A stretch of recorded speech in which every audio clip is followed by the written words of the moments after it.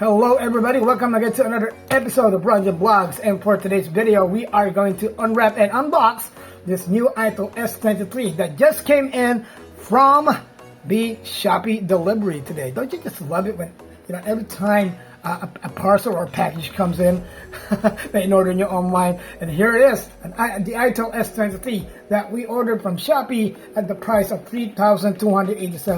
Mababang-bababa ito kumpara sa unang labas ito na 4,299. Ito for this 4GB RAM, 128 storage version. We got the price down to 1,000 pesos para makuha natin itong bagong unit na ito. Thanks and also part, of course, sa voucher at sa 12/12 sale ng Shopee. Okay, so yun nga, this came out at the price of 4,299 for this version, and dahil nga sa 12/12 sale, ang price dito sa Shopee nung December na binili natin at 3,999, and salamat na rin sa Shopee voucher na atin na-apply, we got the price down to 3,287.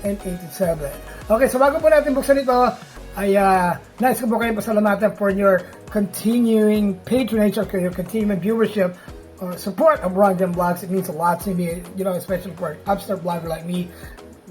And if you are new to this channel, I'd like to invite you to like, share, and subscribe.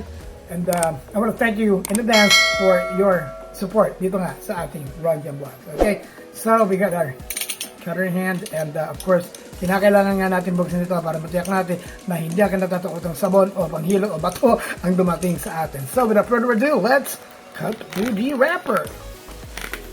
Okay, here we go. This is done for our protection, of course, and within the next few days or weeks, we will do a comparison between this and another phone that we acquired recently. It's the Infinix Hot 30i. Both budget phones that are under 5,000 pesos. Gagawa po tayo ng comparison sa kanilang dalawa para malaman natin kung alin ang mas sulit. Okay, so what do we got here? Alright, ito, dumating sa atin na konting paperwork here. This is the warranty slip. Okay, thanks to the seller, pinadala na natin ang warranty slip in case na magka-problema nga itong unit natin. Okay, so let's cut through the bubble wrap, nicely packaged. Alright.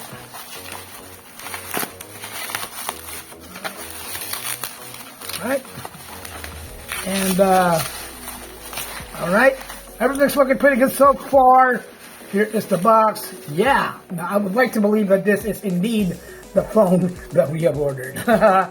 Okay, everybody, so we finally got the plastic removed, and in a few seconds from now, we are going to lift the cover of this box and see for ourselves the unit that we ordered. Okay, hindi po sabon, hindi panghilod, at hindi kung ano man na kinatatakutan natin, of course. So let's lift or remove the cover here, and here it is.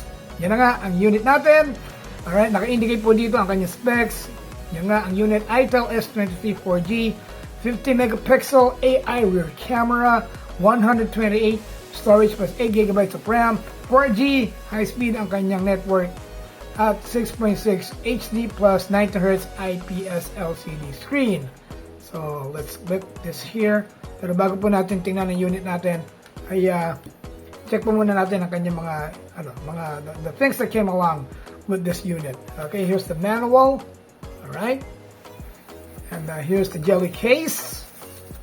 Alright, okay, yun ang kanyang jelly case. Here's the charger.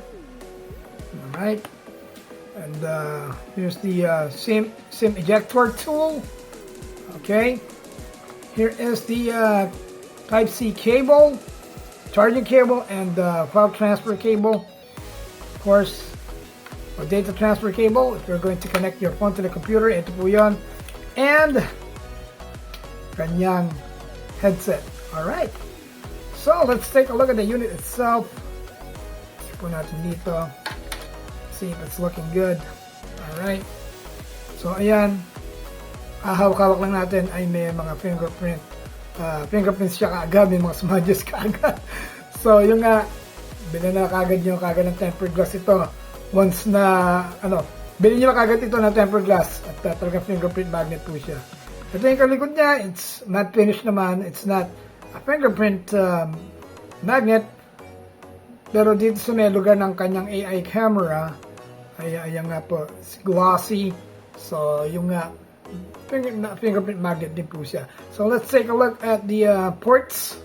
Okay, so what we got here, ayan yung kanyang Type-C port, 3.5mm jack, and here is the volume. Yeah, sorry. This is for the audio, speaker niya. Okay. So, dito naman sa taas, wala dito. Sa kanyang side, ito yung power button, and we got the volume rocker buttons here, yeah, down and up. Okay, so let's turn the unit on and see how fast it boots. Maybe we can get a little animation here too. Alright, there it is. Oh, here it is, iTel. Ito yung kanyang front camera, water drop, ang kanyang design. Tingnan natin kung gaano kabilis mag-boot itong iTel na to. Okay. Alright, so may nifty animation sa simula, and so yun po, na-fast forward na po tayo dito sa kanyang interface.